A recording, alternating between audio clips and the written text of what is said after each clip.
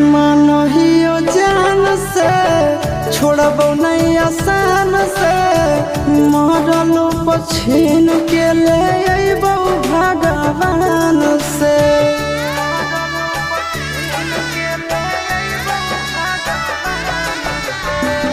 मानहियो जान से छोड़बो नहीं आसान से मरलो पछीन के ले अइबो भगवान से।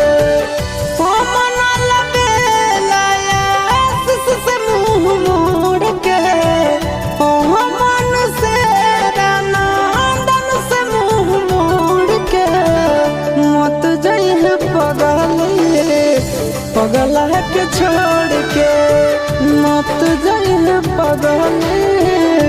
पगला के छोड़ के।